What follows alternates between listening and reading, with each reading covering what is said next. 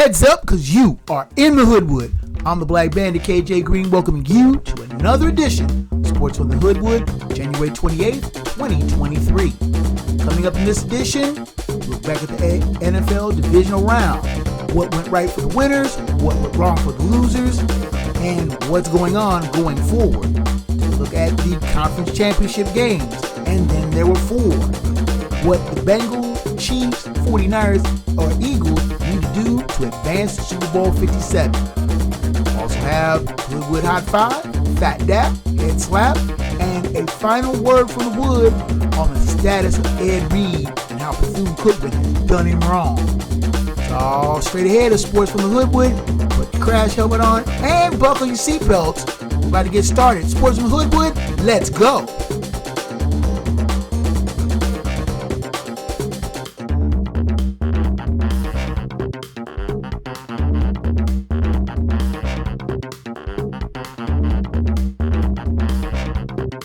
You're tuned in to Sports from the Hoodwood, the internet's foremost location for the most honest, unfiltered commentary and insight on the world of sports. Now, once again, here's Hoodwood's hometown hero, KJ Green. Greetings from the Hoodwood, where the locals are still trying to figure out, just like Snuffy is, what makes Joe shiesty. I don't know, I understand that nickname to save my life. I'm your man KJ Green, welcoming you back to another edition of Sports from the Hoodwood. And let's get right into it. Looking back at the divisional round of the NFL playoffs, 4 games over the weekend. Some of them were pretty good, some of them were kind of yawners. But after the 4 games, you got 4 teams that are left. And you have Jacksonville and Kansas City leading off the weekend on Saturday, the early game. And Jacksonville just didn't look like they were ready. They looked a little scared, to be perfectly honest. They kept the game tight for a little while, but Kansas City methodically. The Chiefs are a methodical team. They just wear you down. The biggest story of this game was Patrick Mahomes messing up his ankle. And he was out for a while. And into the breach stepped Chad Henne. Is he still in this league? I was like, Chad Henne, whoa. But to his credit, Chad Henne took the Chiefs on a 98-yard drive, getting them a score, playing capably enough in Mahomes' stead. Now, Patrick Mahomes had a high ankle sprain. Couldn't damage it any further, so he went on adrenaline and from what I heard, a pretty good dose of painkillers and slugged his way through the contest. Chiefs winning 27-17. Travis Kelce, old Bearcat, he was magnificent. 14 catches on the day, which set a team record for receptions by one player. He didn't even have over 100 yards, but he was a reliable check down for Henne and Mahomes, and was instrumental in having 2 scores of his own for the win for the Kansas City Chiefs, who advanced to the AFC Championship game for the 5th straight time, and also at home. Chiefs don't play a lot of road playoff games, if you've noticed over the last few years. This is their 12th home playoff game in a row. Seriously, the Chiefs do play a lot of home games in the playoffs. But they only win about 2 of every 3 of them. So it's not a lot that they are, win the game regardless if they're hosting. Moving on to the late Saturday game was the New York Giants and the Philadelphia Eagles. And the game looked like a mismatch from the jump. I think Brian Daboll will probably win NFL Coach of the Year. He's turned the Giants around, changed the culture, and made the Giants a playoff team. They got a playoff win to boot, knocking off my beleaguered Minnesota Vikings on the road. But to ask them to do that twice, winning on the road twice in Philly, too tall of an order. The Eagles wore the Giants down, wore them out, kicked their butt. The game wasn't even close. The Giants the Giants barely had 250 yards of offense. The Eagles had more yards rushing than the Giants had total offense, and it was a domination 38-7, and it probably could have, the Eagles could have hung 50 on them, but they looked kind of bored after a while. It was like, you know what, we're going to shut it down. Jalen Hurts played brilliant. The running, and it always seems like Boston Scott always manages to get in the end zone when they're playing the Giants. If the Giants, who had any sense, they would sign Boston Scott just to make sure he doesn't score on them again. But the game was a rout and it could have been a lot worse. Like I said, the 268 yards that the Eagles had rushing was more than the Giants had combined in their total offense. It was sad. And Daniel Jones came back to earth as expected. And the Giants, they were a plucky team. They got their playoff win, but they got as far as they could get. And is it going to be need for improvement for the Giants? Of course. That's a tough division in the NFC East. 3 teams in that division made the playoffs, and the team that finished last, the Washington Commanders, finished 500. So that's going to be a tough division going forward. But I think the Giants have enough wherewithal, they'll be able to hold their own. Now, going to the Sunday games, the Bills and the Bengals being the only road team in the divisional round to win their game. And the Bills were the favorite. They're playing at home, it's snowing, Bills Mafia's in full throat. The Bills win the coin toss. The Bengals win the coin toss, drive right down the field and score. Okay, no problem. The Bills will be all right. They'll get the ball and they go 3 and out. Bengals take the punt, start driving again, drive right back down the field and score again. And it's 14-0, and the Bills are like, yo, hey, are y'all paying attention? This is a playoff game. Wake up. And the Bengals just continue to bully and steamroll the Bills up and down the field. The Bengals had 30, count them, 30 first downs. What team gets 30 first downs in a game? The final score was 27-10. The Bengals could have hung 40 on them easily. The Bengals ran the Bills out of Orchard Park. And it was sad to watch because the Bills fans were just sitting there like, I think the game, if this game had been played on January 2nd like it was supposed to, this would have been the score. And it wouldn't have been as big a surprise. The Bengals' much maligned offensive line took control. Joe Burrow sacked 1 time. The Bengals rushing for 174 yards. Joe Mixon having 105. The Bengals took control of the game from the word jump. They jumped on the Bills, didn't let them breathe. Steamrolled 27-10, and like I said, the game could have been a lot worse. Like I said, had this game been played on January 2nd, the Bengals were dominating that game from the jump to begin with, before Damar Hamlin fell out. I don't think it would have been that much of a surprise had the 2 teams had played each other. The result had been the first time, and the second time you'd think same thing. Weekend's finale was in San Francisco. Dallas taking on San Francisco, and the Cowboys walk tall. We them boys. And the Niners play a grubby, grimy, gritty game. It's not pretty. It's as subtle as a punch in the mouth. But the Niners, more or less, defensively dominated this game. And you just waited. It was going to happen. You knew it was going to happen. Dak Prescott was going to do something stupid. He was going to throw a foolish ball. And, of course, he starts throwing interceptions. The Niners cash in. And what was that formation at the end of the game? Why was Zeke Elliott snapping the ball at the end of the game? Somebody please explain that to me.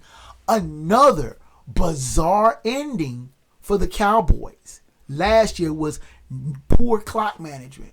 The Cowboys' abject failure to properly manage the clock management cost them that game. They had a shot to at least still be in the game.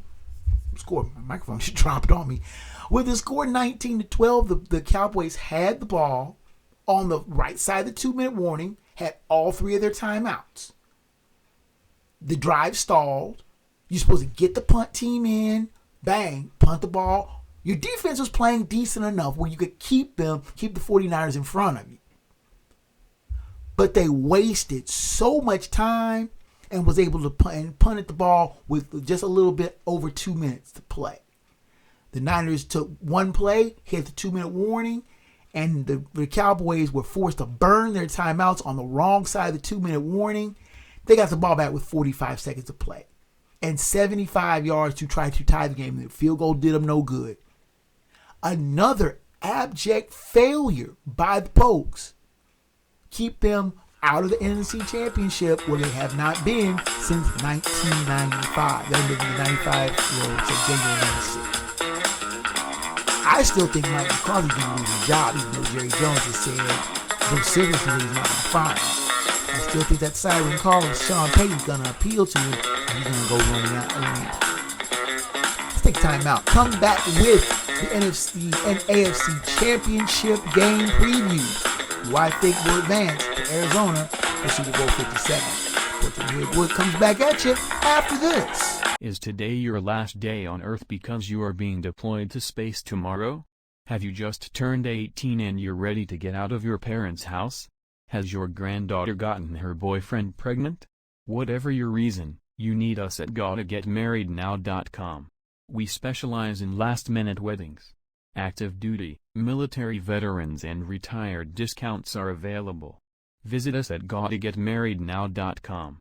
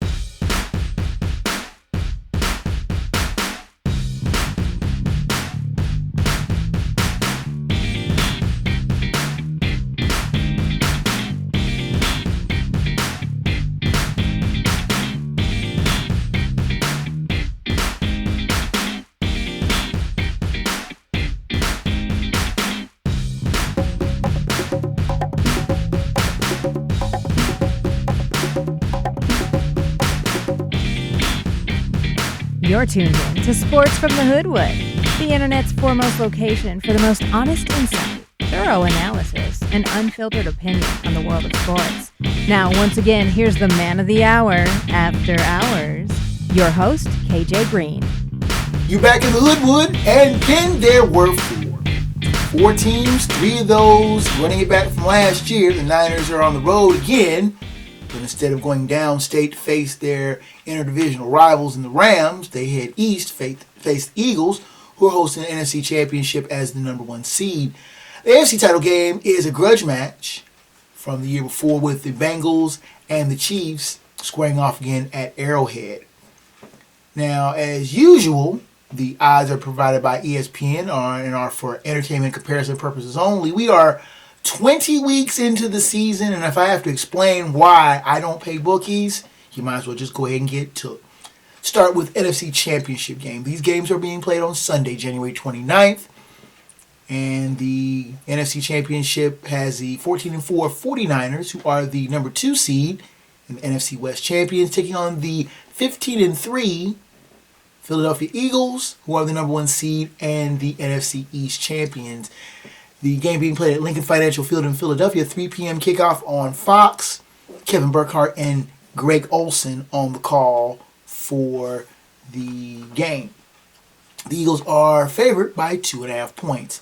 Now, the 49ers defeated the number 7 seed, number 3 wild card Seahawks 41-23 in the wild card round. Then they defeated the number 1 wild card, the 5th seeded Cowboys, 19-12 in the divisional round. The Eagles had a bye in the divisional round as the top seed, and then defeated the number 2 wild card New York Giants 38-7 in the divisional round. This is the team's second playoff meeting, with the 49ers defeating the Eagles 14-0 in the 1996 wild card round.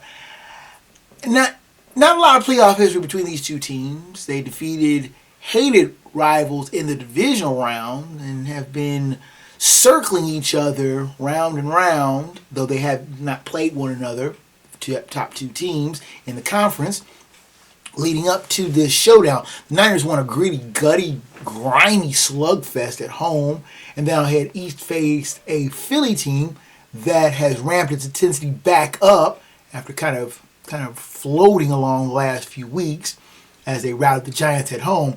Can Brock Purdy get the Niners going? Meanwhile, the Eagles seem to be getting back their stride and swing of things as Jalen Hurts leads an embarrassment of riches on offense and a sneaky good defense that keeps giving him the ball to score points. Now, I like the Niners' running game, and they will give the Eagles a brutally physical fight, to be sure, but the Eagles might be the one team that could stand toe-to-toe with the Niners in physicality and pull out a win. Now, if the game was in San Francisco, I would give the Niners a better than a puncher's chance, but I can't see them going into Philly and picking up the win. The pick here to go to the Super Bowl is Philadelphia. In the AFC, we have a rematch between the 13-4 Bengals, who are the number 3 seed as the AFC North champions, at the 14-4 Kansas City Chiefs, who are the number 1 seed as the AFC West champions. Game being played at GHA, The game being played at GEHA Field at Arrowhead Stadium in Kansas City. 6:30 kickoff on CBS. Jim Nantz and Tony Romo on the call. The Bengals are 2.5 point favorites. Now, the Chiefs had a bye into the divisional round as the top seed, then defeated AFC South champ number 4 seed Jaguars 27-17 in the divisional round. Meanwhile, the Bengals defeated the number 2 wild card Ravens 24-17 in the wild card game, then defeated the AFC East champion and number 2 seed Bills 27-10 in the divisional round. This is the team's second playoff meeting. The Bengals defeated the Chiefs in the 2021 AFC Championship game 27-24 in overtime. Now, the Bengals went into Buffalo with attitude and bullied the Bills in a shockingly easy divisional round rout. The expected first duel between Joe Burrow and Josh Allen delved into a one-sided thumping as the supposedly weak Bengals offensive line ran roughshod over the Bills. Meanwhile, the Chiefs had a tougher than expected fight from the Jaguars, but they still got the win, grinding out a late score to hold off a Jags team that held its own better than expected. Joe Burrow has his team confident, and yet still the pundits still disrespect them. Yeah, I know I picked against them. I will admit that freely. Now, the Chiefs, on the other hand, are playing at home, but with a hobbled Patrick Mahomes, who suffered a high ankle sprain. This is probably the toughest game to call in the playoffs. Bengals are proving to be the one team that no one really can pin down, and are proving a lot of people wrong who said they were a one-hit wonder. But many people still feel that another win in Kansas City is needed to really validate them. Meanwhile, the Chiefs think they are not getting enough respect as a team that has made the AFC title game 5 straight times. But they don't have 5 straight Super Bowl appearances, which means they can be beat at Arrowhead. If Mahomes can make do on his bum ankle, this will be another close game that I think they can win. This team is really due to get by their fast-growing nemesis in Cincinnati. In reality, if they don't get the win here, they may be looking up at the Bengals for a long time to come, because this young team isn't going anywhere anytime soon. Another pick I'm sure will go wrong and will make me very unpopular in my neighborhood. I think that the Chiefs get it right and get it to fall their way tight slugfest at home to pick his Kansas City. Let's take another timeout. Come back with the Hoodwood Hot 5, Phat Dap and Head Slap, and the final word from the Wood. Sports from the Hoodwood heads down the home stretch after this. Your New Year's resolution for 2023 is to follow me, The Real Rajim, and The Real DJ Dream on Facebook and Instagram. And have an outstanding new year.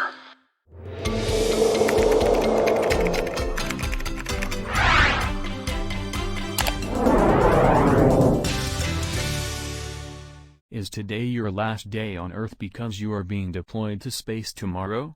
Have you just turned 18 and you're ready to get out of your parents' house? Has your granddaughter gotten her boyfriend pregnant? Whatever your reason, you need us at GottaGetMarriedNow.com. We specialize in last-minute weddings. Active duty, military veterans and retired discounts are available. Visit us at GottaGetMarriedNow.com.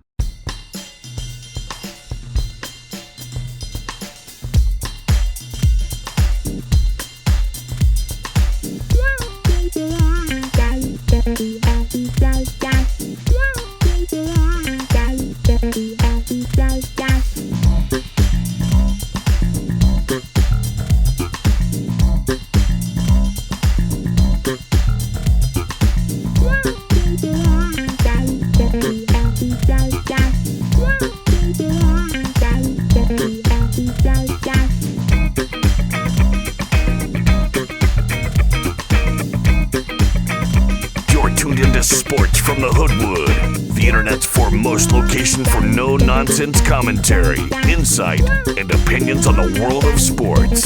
Here now live in living color, black by popular demand, your host, KJ Green. Running third and headed for home here in the Hoodwood. Let's finish up strong with the Hoodwood Hot 5, Phat Dap and Head Slap, and the final word from the Wood. The Hoodwood Hot 5, I'm kind of all over the place this week. So you're just going to have to forgive me. But it's my show, so I do as I want.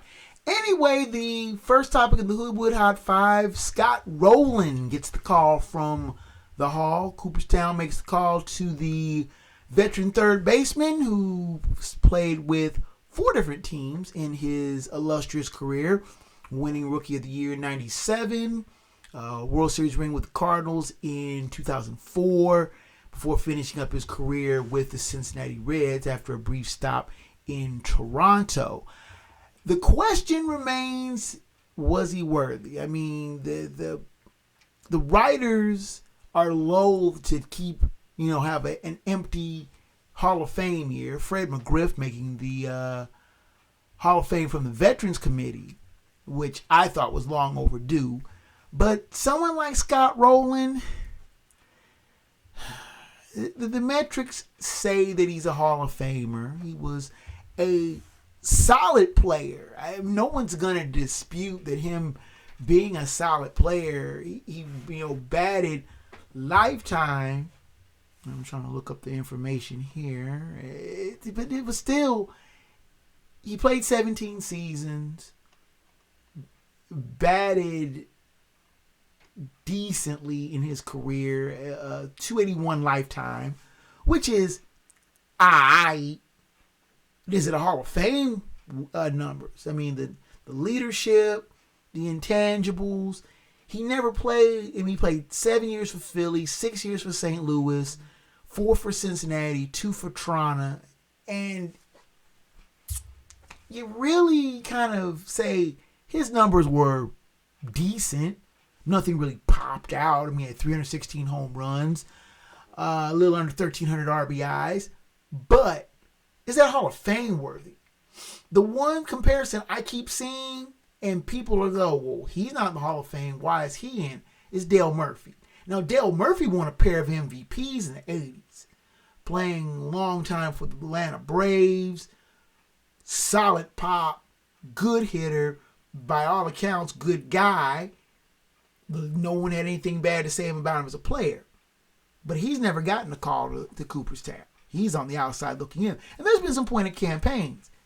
Scott Rowland, like I said, his numbers are but Hall of Famer, I don't know. I really can't really call it on that. I mean, congratulations to him. I mean, he got in with 77% of the vote, made it. You know, there's a few players like Todd Helton right at the line, 11 votes short. Andrew Jones. You're looking at some of these players that couldn't get in, but Scott Rowland did. It's a numbers game, and I'm thinking that he'll get in pretty soon. Next year, top of the line is probably going to be Ichiro. Ichiro's a slam dunk Hall of Famer. If he doesn't get in with at least 90% of the vote, something's wrong. I mean, but there's always the dichotomy. I mean, players building up their vote cases because there aren't anyone left. It's weird. Hall of Fame, I've always thought, was a weird way they set things up. Next topic on the Hoodwood Hot 5, Bronny James. LeBron James Jr. makes the McDonald's All-American team. Was he deserving, or was it name alone? Was it pub from his illustrious father, who is closing in on the NBA all-time scoring record? Was it his shine that kind of egged Bronny on? I've heard reports that LeBron James Jr. is a decent basketball player, but he's not all that. And the question remains, how long will he be able to ride on his father's coattails? I mean, LeBron James has said that he wants to play wherever his son gets drafted at. That's making a lot of assumptions, saying that Bronny James is going to not only be good enough to be on an NBA team, but be on a team that can obtain the elder LeBron James. Another really weird dichotomy. Did Bronny James get on the McDonald's All-American team because he was a good player? Or did he get it there because of who his daddy is? Who thought? Third topic in the Hoodwood Hot 5 is regarding one of the combatants in the NFC Championship game, Brock Purdy. The quarterback who was Mr. Irrelevant as the last choice in the 2022 NFL Draft has proved his worth, and then some, for the 49ers, as they are on a 12-game winning streak, postseason and regular season combined, and have streaked into contention for the Super Bowl. But Brock Purdy was a third-string quarterback, though he has made good, no doubt about that. The question now remains, what happens to Jimmy Garoppolo? What happens to Trey Lance?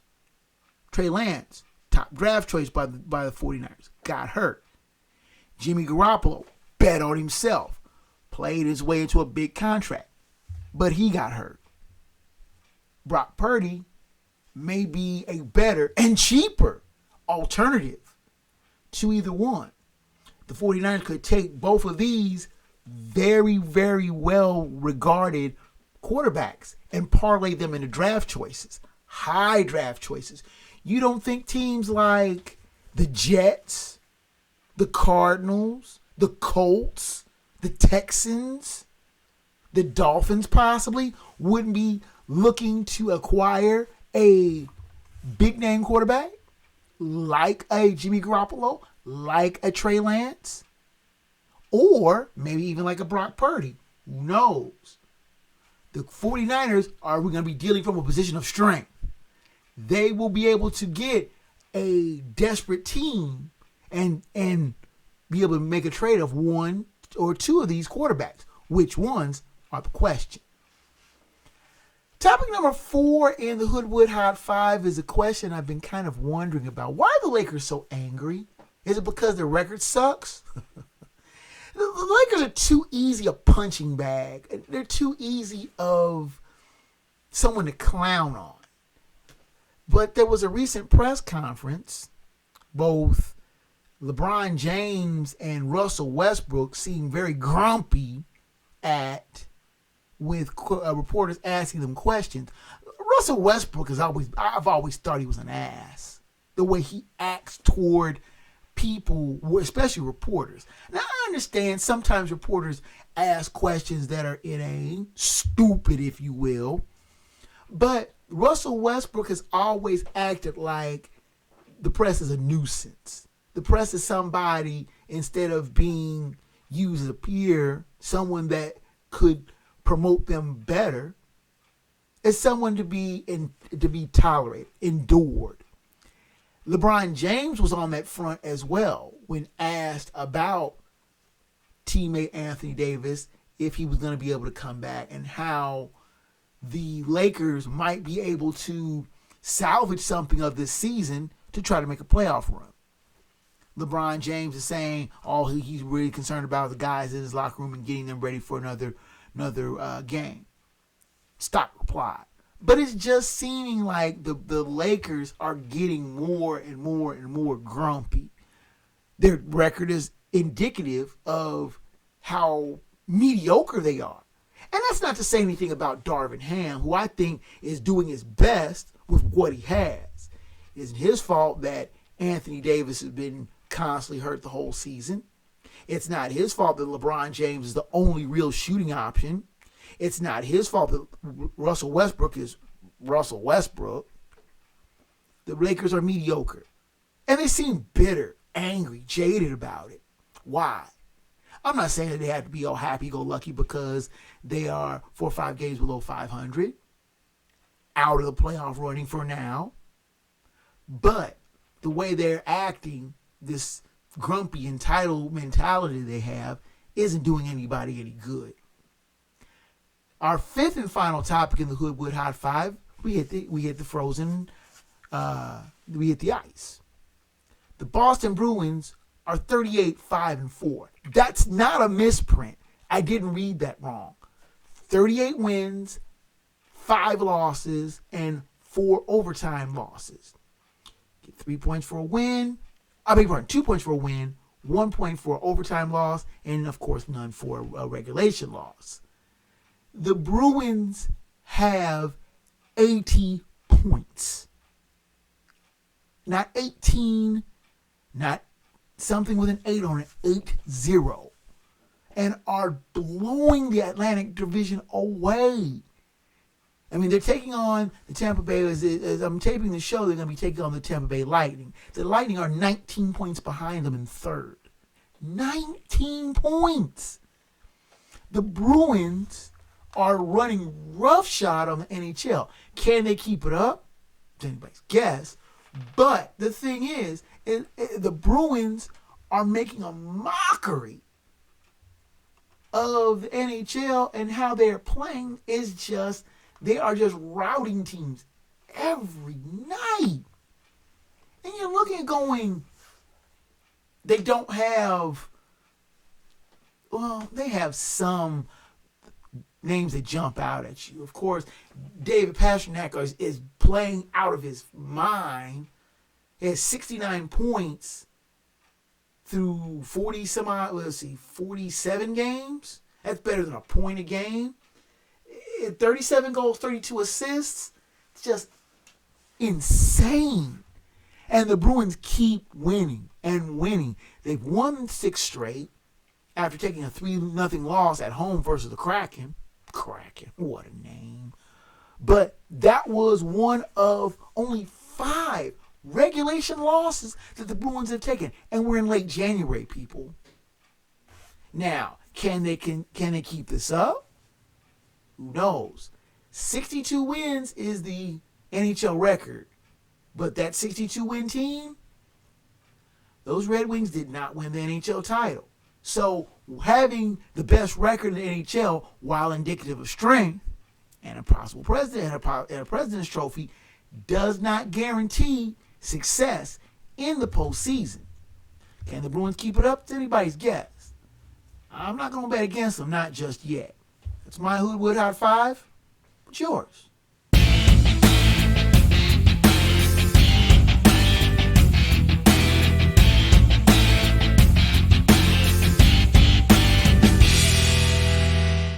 Our Fat Dap and Head Slap of the Week are pretty, let's say, detailed. Our Fat Dap goes to Shannon Sharp of Fox Sports 1's Undisputed. He had an altercation, a verbal altercation with Memphis Grizzlies guards Dylan Brooks and Ja Morant during the recent Grizzlies-Lakers game at Crypto.com Arena in downtown Los Angeles. And it looked like it was just trash talk that was starting to get out of hand. And tempers flared, and the tempers were getting out of control, and it looked like people were going to fight. Now, the players and the Fox analysts were separated before any kind of fisticuffs happened, and it seemed the daps and hugs would watch word all the way around after it happened. Sharp also trading barbs and jabs with Ja Morant's father T on the sidelines, and they had to be separated as well. But Sharp was very profuse and pointed in his apology the next day during his opening monologue during the show Undisputed with co-host Skip Bayless. And he was very pointed, apologizing, very humble, very, you can say, low-key about it. He was more low-key and profound in his apology than Skip Bayless ever tried to be with his controversial Twitter comments about DeMar Hamlin, which he still hasn't backed down off of. The dap goes to Sharp for his eloquent yet humble apologies for what was really a silly altercation. Now, our head slap is a first. It really isn't a slap at anybody, but it's one of those. Really. And a first for the NCAA women's basketball poll, top 25 poll, there are no teams from Texas. Now, Texas, the state of Texas as a collective, has been a virtual powerhouse of women's basketball. For the first time in the 835 weeks that the poll has been out and has existed, no teams from the Lone Star State were in the poll. Now, when the first poll came out in 1976, you had teams like Wayland Baptist, Stephen F. Austin, and Baylor in it. And of course, everybody knows Jody Conrad made a absolute powerhouse team in the University of Texas, UT at Austin, and of course the aforementioned Baylor became regular fixtures in the women's poll. And Baylor recently has dominated the Big 12, winning 11 consecutive conference titles and 3 national titles. The head slap is more like a dough to the slaps to the forehead to the state of Texas. Where your ladies at, yo? They're missing. And now, without much further ado, let's go to the final word from the Wood.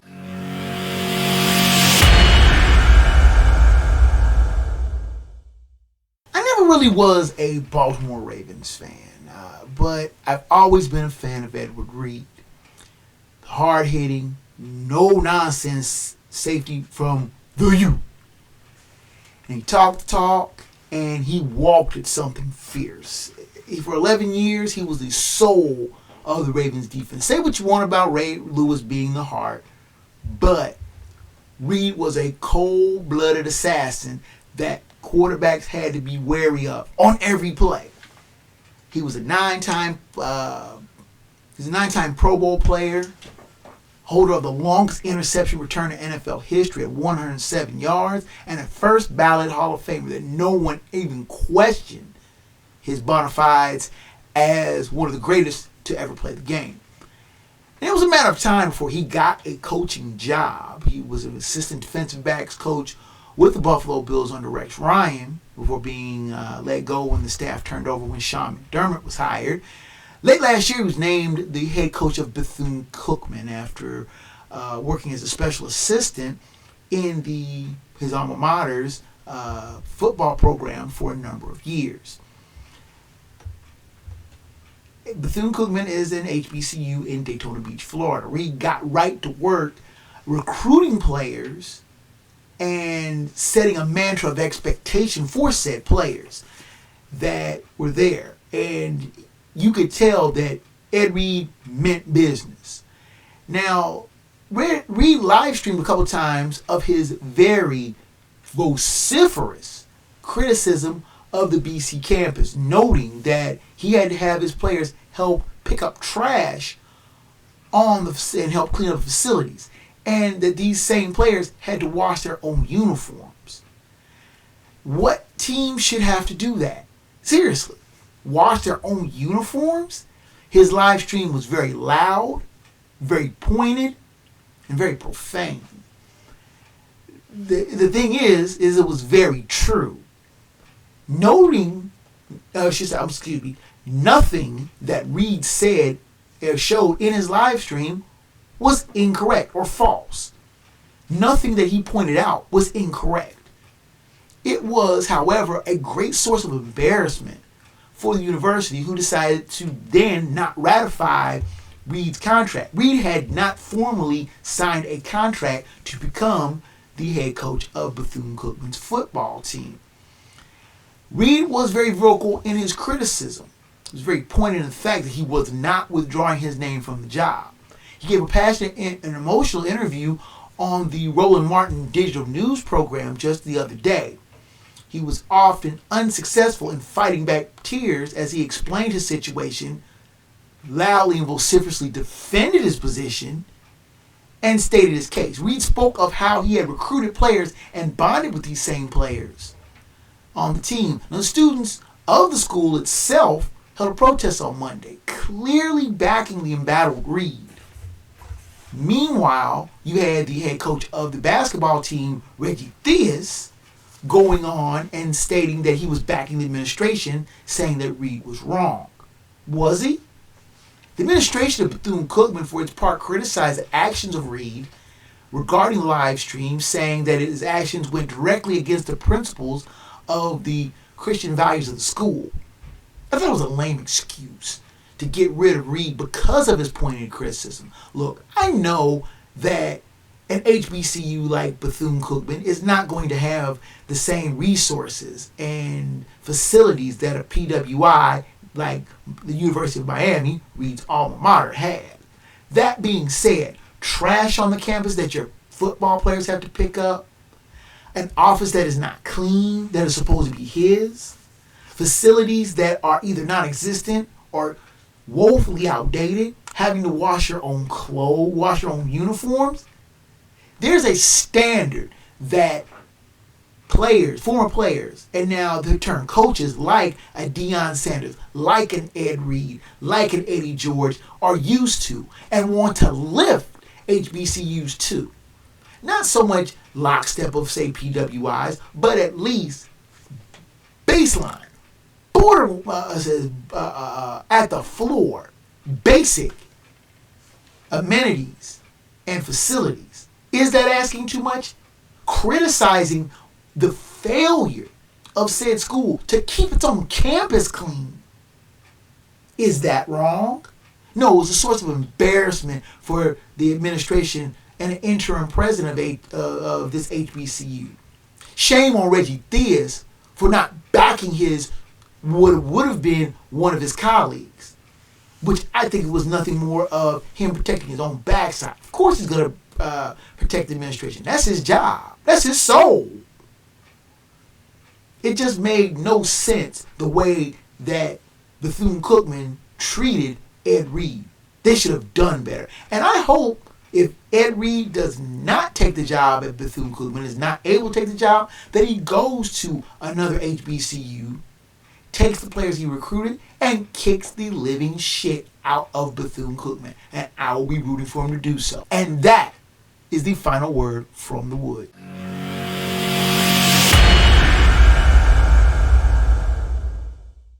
Now, with the music coming up in the background, you know that means that your time here in the Hoodwood is just about done. And thank you so much for your visit again this week. The show's email is kjgreen@sportsfromthehoodwood.com. Please send me email regarding show topics, questions, comments, and both praise and criticism. I welcome your correspondence, and I try to get back to you as quickly as I can. The show's website, sportsfromthehoodwood.com, which has a back catalog of the show, both audio and video forms, that date back 10 years. Check out the Sports from the Hoodwood page on Facebook. We have video podcast simulcasts as well as discussions on topics. Lots of crazy stuff I find on the web to post, and a lot more. The video version, of course, is on YouTube. Hit that subscribe button, smash that like button for lots more great content. And the link to the podcast is as well on Twitter, which the feed is at Hoodwood Sports. There's a lot of other interesting stuff that you might not be able to find anywhere else. Tweet the show, hit the like, and follow there as well. I may very well tweet you back. As I may very well, I will tweet you back. Audio version is on Spotify, Amazon Music, Stitcher, iMusic, and other fine podcast platforms and programs and providers. If the Hoodwood is not on your favorite, drop me a line, ask for it, and I will do what I can to get it there. Special thanks as always to Rave Pictures, Get Well Soon, to my executive producer Raj Gross, Get Well Soon, bruh. And they provide excellent production assistance to the show. Special thanks to them. So that's it from the Hoodwood. Until next time, fellow sports fans, I'm KJ Green, 30. Sports from the Hoodwood is a Black Bandit Productions and Enterprises presentation of a 551 audio and films production.